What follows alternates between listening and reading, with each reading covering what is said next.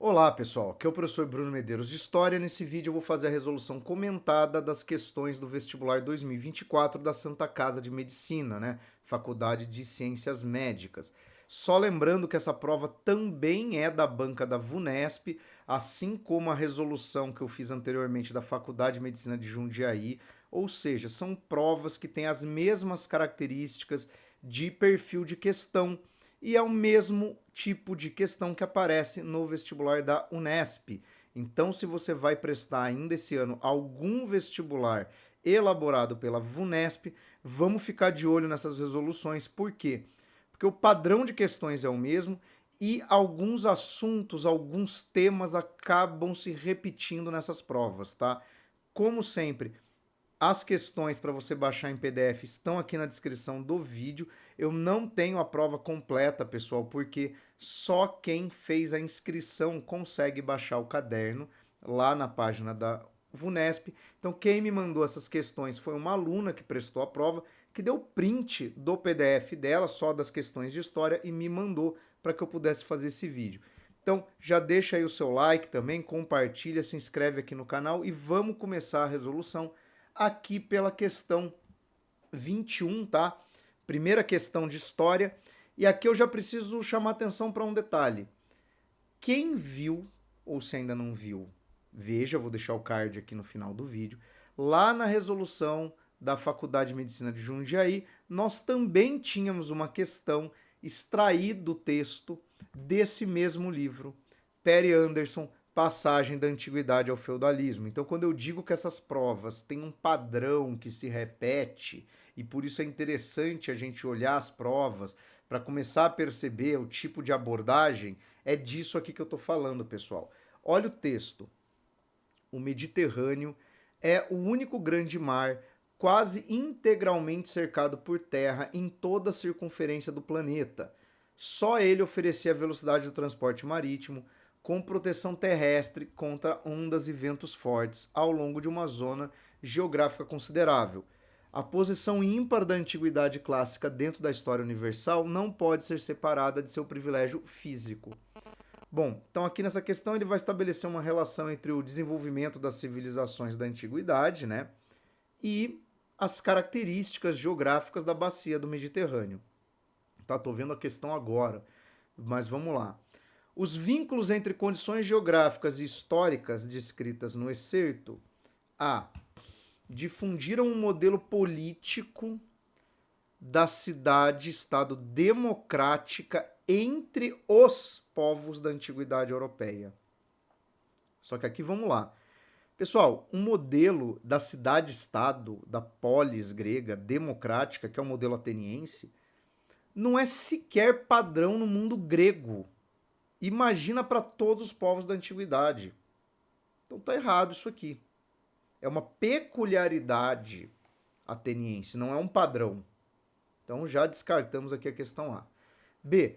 Permitiram a circulação na região de técnicas militares em prejuízo dos diálogos artísticos e culturais. Então, peraí. O fato de você ter uma circulação ali no Mediterrâneo que tem uma finalidade comercial, tem uma série de questões até de conquistas de território, levou uma difusão de técnicas militares entre esses povos, mas não de um diálogo artístico ou cultural? Não, essas coisas não acontecem separadamente.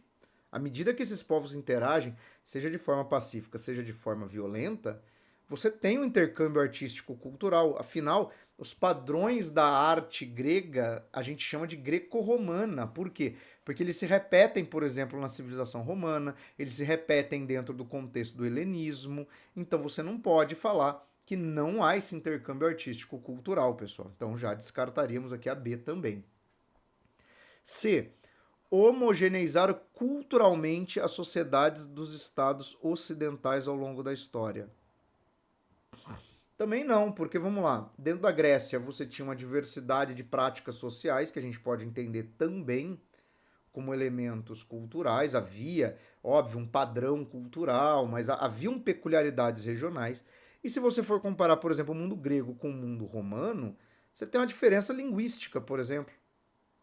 Então já não há homogeneização. Você tem padrões culturais em algumas regiões, mas isso não se torna um padrão único para toda a bacia do Mediterrâneo. Então está errado. D. Determinaram o domínio militar grego sobre todas as áreas do sul da Europa no período da Antiguidade. Não. Porque, por exemplo, sul da Europa, vamos lá, sul da Península Ibérica, não tem domínios gregos. Sul da França, não tem. Quem fez essa expansão pela bacia do Mediterrâneo foram os romanos, não os gregos. Então aqui também vamos descartar a alternativa D. Vai ter que ser a E, né? Mas vamos chegar nela aqui com calma. Ampliaram as possibilidades de sobrevivência de heranças socioculturais do mundo greco-romano. Sim, porque você tem uma dispersão desses padrões culturais ao longo da bacia do Mediterrâneo. Obviamente, à medida que essas sociedades elas enfrentam ali momentos de declínio, você tem remanescências culturais em algumas regiões. Então, aqui na questão 21, tá? O gabarito correto, sem sombra de dúvidas, a alternativa 21 é letra E. Vamos aqui para a próxima, galera. Que tem aqui um mapa. Analise mapa do céu desenhado no século XIII, numa parede da igreja de Saint-Sernin, cidade de Toulouse, sul da França. Bom, que a imagem não dá muito para a gente ter uma ideia, mas vamos lá, né? Estamos falando de um mapa celeste medieval, né? Então já dá para imaginar, né, o que vem. Vamos ver aqui a continuação da questão. Nesse mapa, o planeta Terra é representado imóvel no centro do universo, em consonância com saberes de astronomia. Bom, então vamos lá, né? Que é uma questão que traz uma astronomia medieval, né? Um padrão de Terra fixa no centro do universo, ou seja, estamos aqui falando do pessoal do geocentrismo. Olha só, né? Terraplanistas, né? Geocentristas com até alegres, né? Olha, fomos reconhecidos pela academia. Não, galera, menos aqui vocês provavelmente vão ser zoados. Olha lá. Isso é baseado na irregularidade dos movimentos da Terra e do Sol. Mas veja bem, se nesse mapa celeste a Terra é fixa, não pode ser baseado na irregularidade de movimento da Terra, porque eles não acreditam nisso. Então já está errado aqui para este padrão de pensamento medieval, né? Inspirados na valorização da luz solar na arquitetura religiosa. Nossa, mas fica até difícil tentar imaginar o que eles quiseram dizer com isso, né? Porque assim, se você valorizasse a arquitetura à entrada de luz solar, você teria ali uma imagem mostrando, por exemplo, não a representação do geocentrismo, você teria aberturas, janelas, vitrais numa catedral medieval, gótica, né? Mas não isso aqui, não está dizendo muita coisa com o tema da questão. Sustentados pela concepção dos seres humanos como criaturas eleitas de Deus. Porque a lógica do geocentrismo parte do princípio de que por que a Terra seria o centro do universo? Porque é o local da criação. Porque o ser humano ocupa um lugar central na criação. Temos que lembrar que se trata de uma representação do cosmos que está dentro de uma igreja. Então, bem pertinente. D. Comprovados empiricamente graças ao emprego dos telescópios. Então a gente tem provas fisicamente irrefutáveis de que a Terra é um corpo celeste parado, travado no centro do universo. Não. Então, se você respondeu isso, né, você é geocentrista, mas você está cientificamente equivocado. E difundidos para consolidar as teses de que o Sol é o planeta mais importante do universo. Ué, mas se ele fosse um planeta e mais importante do universo, quem estaria no centro era ele, não a Terra. Então tá errado. Questão 22 aqui, alternativa, então, letra C. Né? É uma relação de centralização religiosa, você colocar a Terra como centro do universo, em função da ideia do Gênesis, né? Então, bem interessante aqui a questão. 23, ó, uma questão que vai falar Laura de Mello e Souza, texto clássico, Desclassificados do Ouro, Pobreza Mineira do século XVIII. Exploração aurífera obedecia no seu desenvolvimento ao lucro mais imediato. Voltava-se inicialmente para o ouro depositado no fundo dos rios, aluvião. Então aquele que era retirado ali, né, no cascalho do rio. Depois para o ouro depositado nas encostas, grupiaras. E finalmente para os veios subterrâneos, galerias. Nesse contexto, era a fase inicial que maiores lucros apresentava. Vamos lá, por quê, né? Porque ele era o ouro de mais fácil extração. O ouro de galeria dependia de muita mão de obra escrava, por exemplo. Mas vamos lá. O excerto descreve uma espécie de itinerância na exploração do ouro em Minas Gerais do século XVIII. Porque ela está falando que ó, primeiro tirava daqui, depois... Quer dizer, ia sempre se procurando assim, o lugar mais fácil dentro daqueles que ainda tinham possibilidade de extração de ouro, né? Então, você ia retirando os lugares mais fáceis quando só sobrava o de galeria, ou seja, só quando você só tinha o ouro mais subterrâneo, mais difícil de ser extraído, era esse que restava. Então, vamos lá. Assinalando a baixa produção de metais preciosos e a instabilidade política da sociedade mineira. Mas, pessoal, não se pode alegar que nesse contexto Minas tinha uma baixa produtividade ou baixa extração de metal precioso, né? Tirava-se grandes quantidades de ouro. Então, está incorreto. E o texto também não chama atenção para, por exemplo, rebeliões, revoltas, esse clima de instabilidade. Não está ali no texto. B. Descrevendo o processo de deslocamento do eixo econômico e a crescente automatização da colônia. Caraca, os caras eram modernos naquela época, hein? Automatização. Né? Tinha o que? Uma startup ali em Minas Gerais? Não, isso aqui é um anacronismo conceitual, né? C. Acentuado o processo de decadência da rede de cidades mineiras e a falta de mão de obra escravizada na região. Não, ela não está mencionando a questão nesse texto aqui do desenvolvimento ou declínio das cidades mineiras e ela nem sequer fala da quantidade de escravizados. Então, não, né?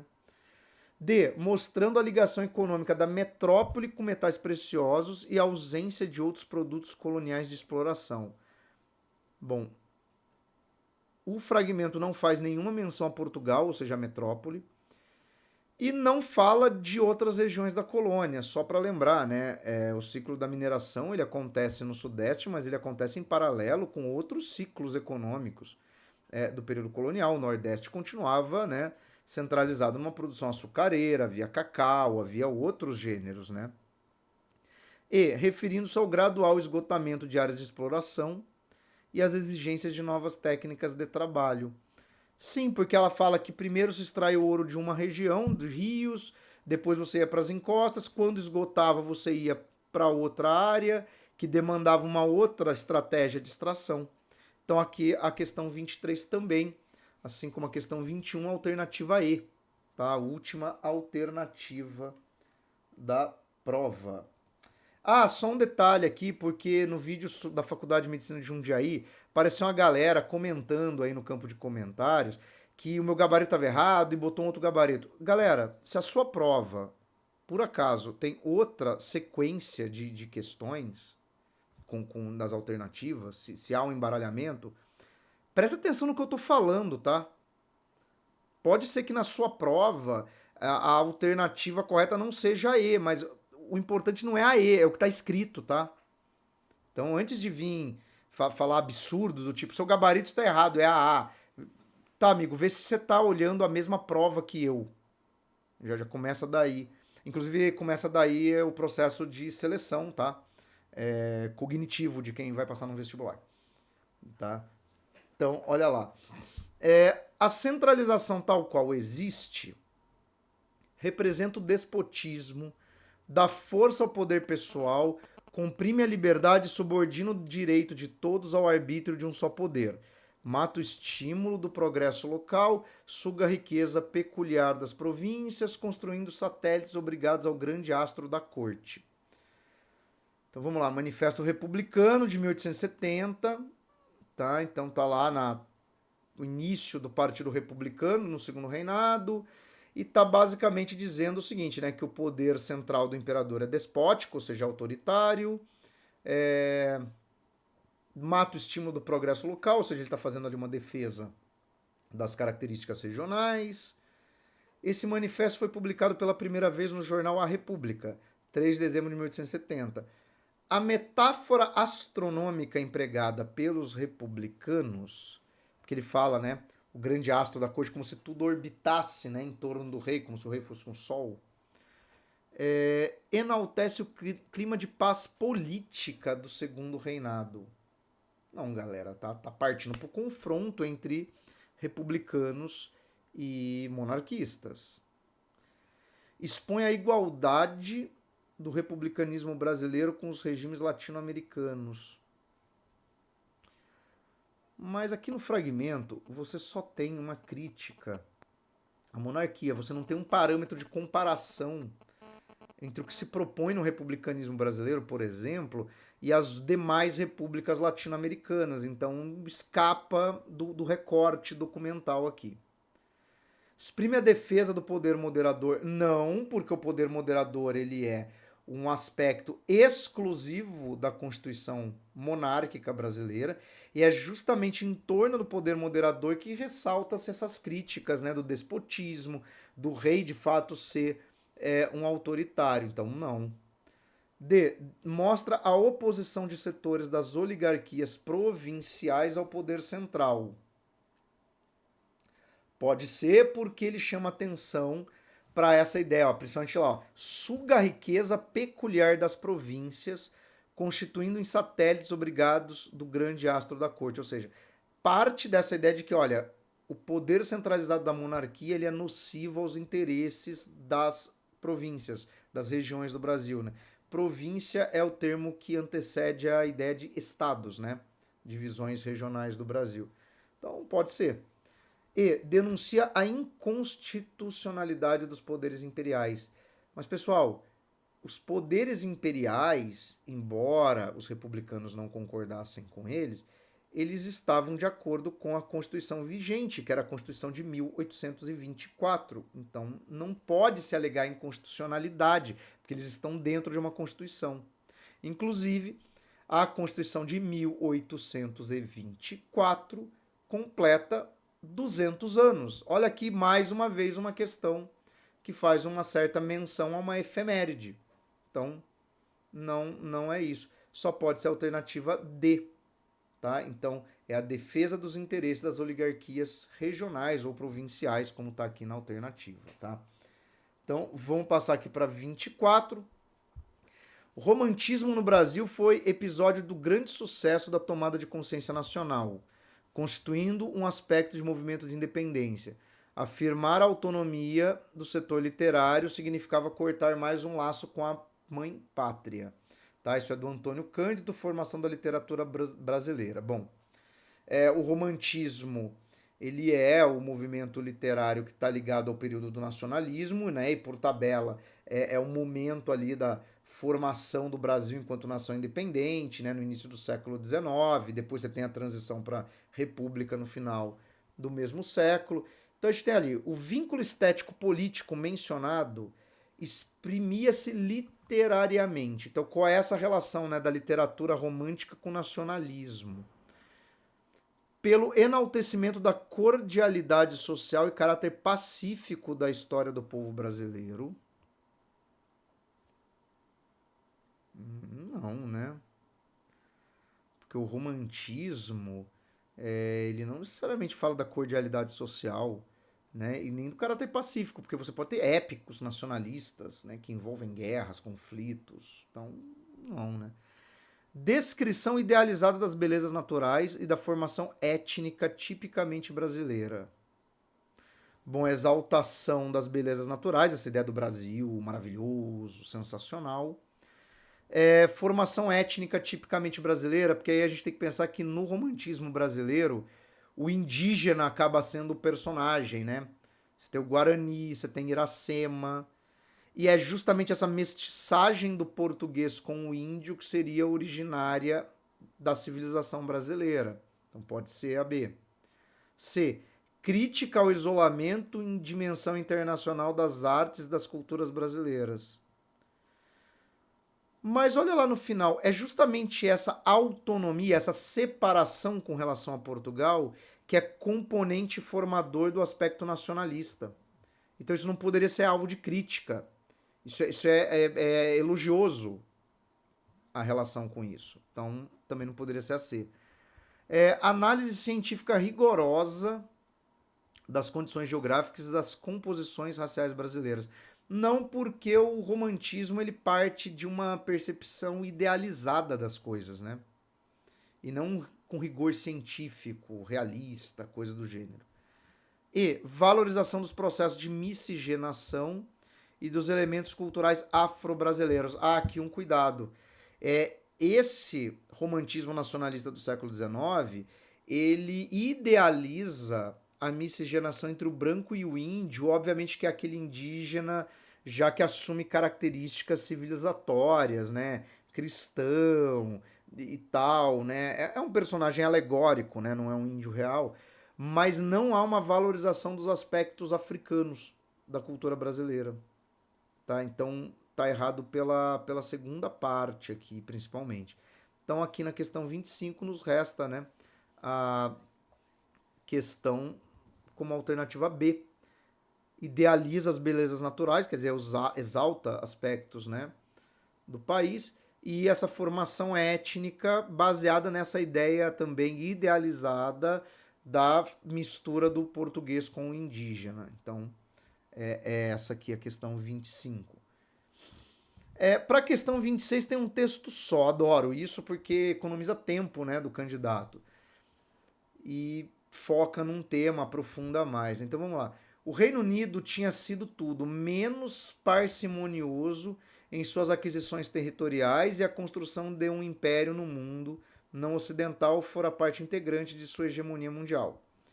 Quanto aos Estados Unidos, o desenvolvimento que transformou o país no principal polo de atração da mão de obra, do capital, dos recursos empresariais da economia mundial esteve estreitamente vinculado ao âmbito continental, atingido por sua economia doméstica no curso do século XIX.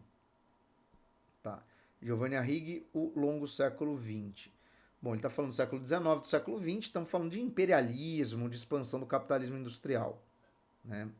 Vamos olhar aqui as questões 26 e 27.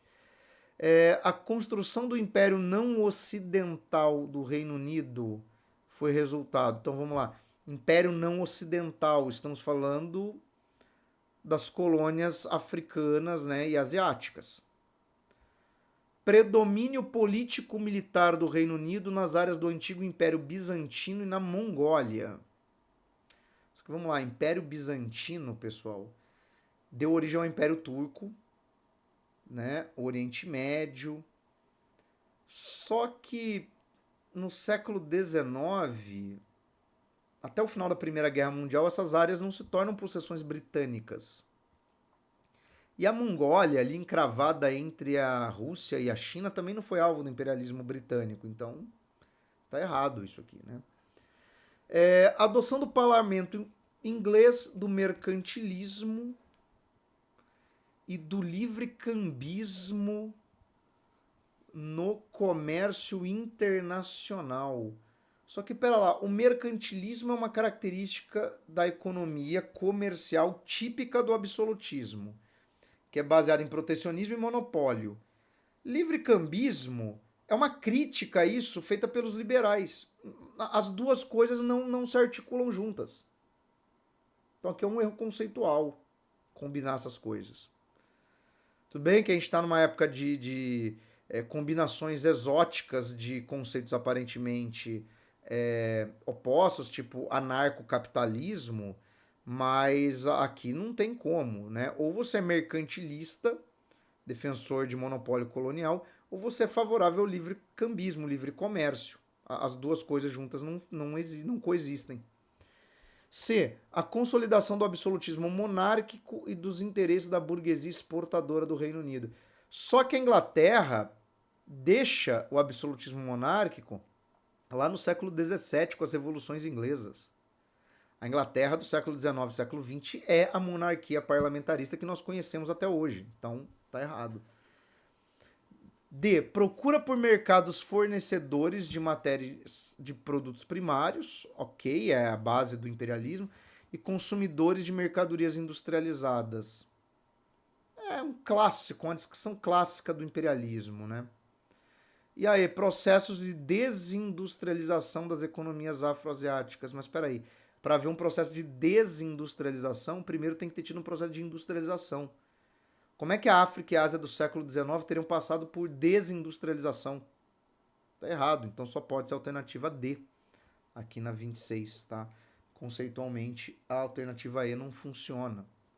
E a 27, o modelo de expansão da economia capitalista nos Estados Unidos resultou. Então vamos lá, qual é a origem, né, dessa expansão da economia capitalista norte-americana do século XIX?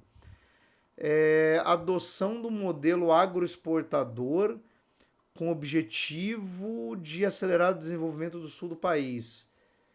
Putz, mas modelo agroexportador no século XIX? Século XIX, o texto está falando, vamos voltar aqui no texto, galera. Olha o que ele fala no final, ó. Atração de mão de obra, ó, esteve estreitamente vinculado ao âmbito continental atingido por sua economia doméstica, ou seja, está falando de um desenvolvimento dos Estados Unidos baseado na economia interna e não exportadora, e muito menos agroexportadora, né? Século XIX, Estados Unidos está na segunda Revolução Industrial. Aplicação na economia industrial dos lucros obtidos com a exportação de algodão para as indústrias inglesas. Poderíamos entrar aqui numa discussão sobre acumulação primitiva de capitais? Poderíamos. Mas vamos lá. A exportação de algodão para as indústrias inglesas é uma atividade agroexportadora que beneficiava, de modo geral, a elite escravista do sul dos Estados Unidos no século XIX. O processo de industrialização dos Estados Unidos já se inicia antes do fim da Guerra Civil por meio de uma elite, por exemplo, dos estados do norte, que não tem sua base de acumulação de capital proveniente da exportação de algodão. Então não é assim que funciona, tá? C. A aplicação da política exterior Big Stick, um grande porrete, a expansão, ok. Contrária à presença do imperialismo europeu nas Américas.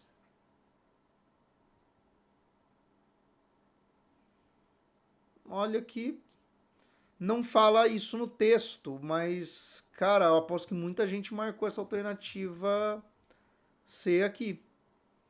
Porque isso aqui tem a ver, por exemplo, com a intervenção dos Estados Unidos no Canal do Panamá, né, que é para tirar interesses europeus. Aplicação na política exterior do Big Stick contrária à presença do imperialismo europeu nas Américas.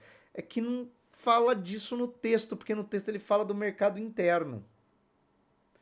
Olha a D, integração comercial com o México por meio da supressão das barreiras alfandegárias.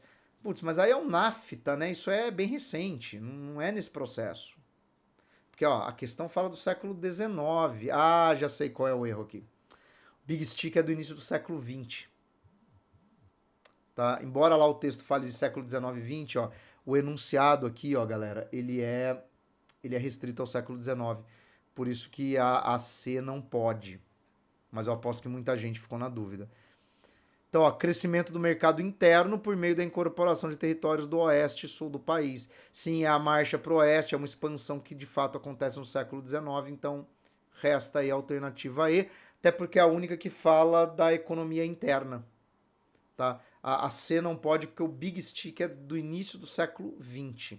Então, questão 27 aqui, alternativa E, mas, de novo, acredito que muita gente pode ter ali marcado a C mesmo, né? Mas está incorreto. 28. Ó, os efeitos da crise econômica de 29 se fizeram sentir na América Latina.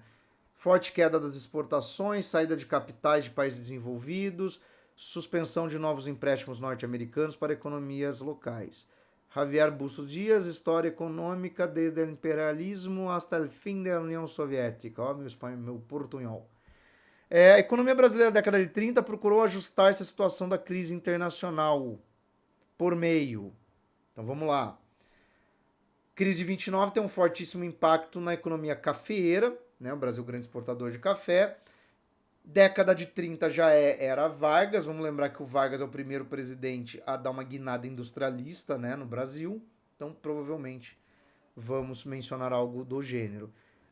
Venda de ações das indústrias siderúrgicas para assalariados urbanos. Bom, mas para isso o Brasil já teria que ter alguma siderúrgica, né? E nós não tínhamos isso na década de 20. Isso é um processo que vai se desenvolver durante a era Vargas. Então aqui tá anacrônico, né? B. Substituição das mercadorias industrializadas importadas por produtos locais. Uma boa e velha substituição de importados. Pode ser, à medida que o Brasil vai se industrializando na década de 30, vai dependendo menos de importações. O que numa situação de crise econômica mundial, né, é um jeito de segurar capitais, é um jeito de desenvolver internamente. Pode ser, na falta de outra, vamos marcar a B. C. Expansão do mercado interno com aumento dos salários dos trabalhadores rurais. Mas, galera, trabalhador rural no Brasil é a base para a expansão de um mercado de consumo? Não, né? São populações de baixa renda. A gente tem que lembrar, por exemplo, que a CLT, né, as leis trabalhistas do Vargas, garantem salário mínimo, garante uma série de direitos trabalhistas, mas elas não se aplicam ao trabalhador rural, que é um trabalhador sazonal, é um trabalhador que ainda vai lidar por muitas décadas com uma completa ausência, né, de regramento trabalhista. Então não dá para dizer que houve aumento de salário e isso gerou um mercado interno no Brasil. D. Elevação de impostos sobre a exportação de produtos manufaturados. Mas o Brasil não é um exportador de produtos manufaturados na virada da década de 20 para a década de 30. Por quê? Porque nós ainda não éramos sequer um país industrializado. E. Estatização imediata do conjunto do sistema financeiro do país. Mas também nunca existiu. O Brasil lidou com bancos privados a sua vida inteira. Então, questão 28, alternativa B, processo de substituição de importados, né? Que é ali a forma incipiente, né, de industrialização. Questão 29, olha lá, ditadura militar, ó.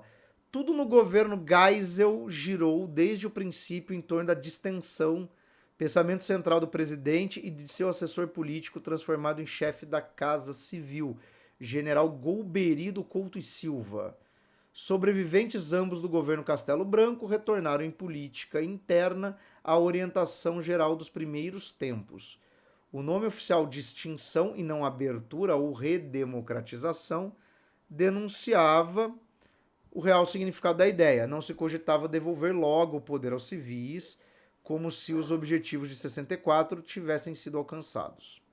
Rubens e Cooper, Diplomacia na Construção do Brasil. Sim, o governo Geisel, ele vem com esse papo de abertura lenta e gradual, né? Vai se estender por mais uma década a ditadura militar. Então, a distensão mencionada no excerto, alternativa A, buscava restabelecer a lógica política e os projetos iniciais do regime militar. Ele menciona isso aqui, né? Retornavam em política interna a orientação geral dos primeiros tempos. B. Demonstrava a unidade das Forças Armadas em defesa de ideais democráticos. Não, senão eles teriam realizado eleições livres. Coincidia com a redemocratização em curso nos demais países da América Latina? Não, porque veja bem, o governo Geisel é a segunda metade dos anos 70. O Chile vai começar a sua ditadura militar em 73. A Argentina vai também ter uma ditadura que vai durar até os anos 80. Então, não. A redemocratização da América Latina é um fenômeno da metade dos anos 80 e não dos anos 70, que é o período do Geisel. Contava com pleno apoio do conjunto do Congresso Nacional e dos principais sindicatos do país. Não, porque havia oposição dentro do Congresso, obviamente que eram pessoas que acabavam sendo perseguidas, né? E os trabalhadores também, de modo geral, não apoiavam essa lentidão, né? Eles queriam participar da vida política, então tá errado. Prevê a convocação de uma Assembleia Constituinte e a legalização do Partido Comunista. Pô, isso aqui é um delírio, né? A ditadura militar brasileira foi sustentada o tempo inteiro em cima de um discurso anticomunista. Como que vai legalizar o Partido Comunista? E a Assembleia Constituinte só foi convocada pelo presidente civil, já o José Sarney, depois das eleições parlamentares, né, eleições para deputados e senadores, de 86, depois que os militares deixaram o poder. Então aqui na 29 é a alternativa A, né, porque dialoga melhor com o fragmento do texto, embora não especifique exatamente que projeto inicial era esse. E a última aqui, ó, questão 30, o vídeo ficou longo, ó. Ao reconhecer aos povos indígenas o direito às terras que habitam, a Constituição Federal de 88 favoreceu o processo de demarcação e delimitação de territórios. Tá. As terras indígenas são definidas como as habitadas em caráter permanente, as utilizadas para suas atividades produtivas e imprescindíveis à preservação dos recursos ambientais necessários ao seu bem-estar, e as necessárias à sua reprodução física e cultural, segundo seus usos, costumes e tradições. Diego Viana, quando o mapa é o território, revista da FAPESP. Bom, aqui está falando da disposição da Constituição de 1988 sobre terras indígenas, discurso atualíssimo, né, por conta de todo o debate aí sobre marco temporal. O propósito das terras indígenas na Constituição de 88 determinou a integração dos indígenas à cultura dominante da sociedade brasileira. Isso significaria eliminar as tradições peculiares, particulares dos indígenas e aculturar os indígenas à força. É óbvio que não. A Constituição de 88 ela se pauta pela preservação dos modos de vida dessas comunidades, tanto que para isso justifica-se a criação de reservas indígenas, de demarcação dessas terras para que essas comunidades mantenham ali o seu modo de vida. Solucionou as questões históricas concernentes às reservas indígenas? Quem dera, mas a gente está discutindo esse troço até hoje, com esse papo aí de marco temporal. Então não, infelizmente o papel, né, quem dera o papel tivesse força de resolver todos os problemas da vida real. Instituiu um direito legítimo à posse coletiva de terras. Sim, porque não é posse individual, é posse coletiva. É uma terra que é demarcada para aquele povo indígena. Conciliou o interesse dos proprietários rurais com as reivindicações indígenas. Porque os proprietários rurais do Brasil todos adoram a ideia de demarcação de terras indígenas, né? Não tem aí uma ala dos produtores agrícolas doidos para grilar essas terras, entrar nessas terras, imagina. Reafirmou a primazia do critério econômico para o acesso às propriedades rurais. Mas peraí, primazia do critério econômico, então quer dizer, o mais rico tem acesso? Não, não é isso que o artigo diz. Então, aqui na questão 30 é a alternativa C, galera. Direito legítimo dessas populações que ocupam as terras há gerações de serem reconhecidos como os ocupantes legítimos, pessoas que têm direito sobre esta terra. Então, essa foi a questão 30, a última questão da parte de história aqui da prova da Santa Casa. E aí, como sempre, eu vou pedir para você, né, se não deixou o like, deixa o like, comenta aí como é que você foi nessa prova, se você está estudando para a Unesp, o que você achou das questões, e eu vou deixar aqui o link para você ver os outros vestibulares da banca da VUNESP, para você se preparar para as próximas provas. Beleza, pessoal? Então, um abraço e bons estudos. Até o próximo